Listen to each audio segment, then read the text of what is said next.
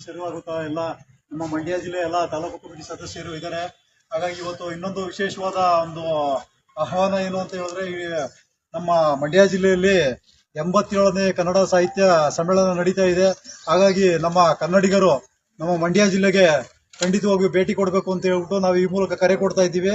ಹಾಗೂ ನಮ್ಮ ಮಂಡ್ಯ ಜಿಲ್ಲೆಯ ಜಿಲ್ಲಾಡಳಿತಕ್ಕೂ ಸಹ ಒಂದು ಗಮನಕ್ಕೆ ತರ್ತಾ ಇದ್ದೀವಿ. ನಮ್ಮ ಮಂಡ್ಯ ಜಿಲ್ಲೆನಲ್ಲಿ KRS ಪಕ್ಷ ಇಷ್ಟೊಂದು ಪ್ರಾಮಾಣಿಕವಾಗಿ, ಸ್ವಚ್ಛ, ಪ್ರಾಮಾಣಿಕ, ಪ್ರಾದೇಶಿಕವಾಗಿ ಹೋರಾಟ ಮಾಡ್ತಾ ಇದ್ರು ಅದೇಕೋ ಕುರುಡುತನ ಪ್ರದರ್ಶನ ಮಾಡ್ತಾ ಇದೆ ನಮ್ಮ ಜಿಲ್ಲಾಡಳಿತ. ಮಂಡ್ಯ ಜಿಲ್ಲಾಡಳಿತ ನಮ್ಮನ್ನ ಕುರುಡು ಇದನ್ನ ಮಾಡ್ತಾ ಇದೆ.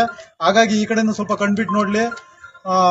ಹೀಗಾಗಿ ಎಲ್ಲ ಒಂದು ಕೊರತೆಗಳು ಬರದಂತೆ, ಹೊರಗಡೆಯಿಂದ ಬಂದಂತವ್ರಿಗೆ ಎಲ್ಲ ಒಂದು ಯಾವುದೇ ಒಂದು ಕುಂದುಕೊರತೆಗಳ ಇರದಂತೆ ಬಗೆಹರಿಸಲಿ ಅಂತ ಹೇಳ್ಬಿಟ್ಟು ನಾನು ಈ ಮೂಲಕ ಜಿಲ್ಲಾಧಿಕಾರಿಗಳಲ್ಲಿ ವಿನಂತಿಸ್ಕೊಳ್ತೀವಿ. ಹಾಗಾಗಿ ಇದ್ರ ಬಗ್ಗೆ ಮಾನ್ಯ ಜಿಲ್ಲಾಧಿಕಾರಿಗಳನ್ನು ಸಹ ಭೇಟಿ ಆಗ್ತೀವಿ. ಅಲ್ಲಿ ಇನ್ನೂ ಹೆಚ್ಚಿನ ಮಾಹಿತಿಗಳು ಕೊಡ್ತೀವಿ. ಹಾಗಾಗಿ ಯಾವ ತರ ಒಂದು ವ್ಯವಸ್ಥೆ ಮಾಡ್ಕೊಂಡಿದ್ದಾರೆ, ಏನು ಒಂದು ಇದು ಮಾಡ್ಕೊಂಡಿದ್ದಾರೆ ಅನ್ನೋ ಒಂದು ಸಂಪೂರ್ಣವಾದ ಮಾಹಿತಿ ಇದೇ ಫೇಸ್ಬುಕ್ ಲೈವ್ ಮುಖಾಂತರ ಅವರಿಂದ ಮಾಹಿತಿಗಳು ತಗೊಳ್ತೀವಿ. ಏನಾದ್ರು ಮಾತಾಡ್ತೀವಿ? ನಮಸ್ಕಾರ, ನಾನು ಮಲ್ಲೇಶ್ವರ, ಮಂಡ್ಯ ಜಿಲ್ಲಾ ಉಪಾಧ್ಯಕ್ಷ. ಕನ್ನಡ ಸಾಹಿತ್ಯ ಸಮ್ಮೇಳನ 87 ಇದು ನಡೀತಾ ಇರೋದು ಅದು ತುಂಬಾ ಖುಷಿಯಾದ ವಿಚಾರ. ಯಾಕೆಂದ್ರೆ ನಮ್ಮ ಮಂಡ್ಯ ನಗರದ ಸಕ್ಕರೆ ನಡೀತಾ ಇರುವಂತ ಕಾರ್ಯಕ್ರಮ ಅಂದ್ರೆ ನಮಗೂ ಸಹ ಕನ್ನಡಿಗರಿಗೆ ತುಂಬಾ ಖುಷಿಯಾದ ವಿಚಾರ.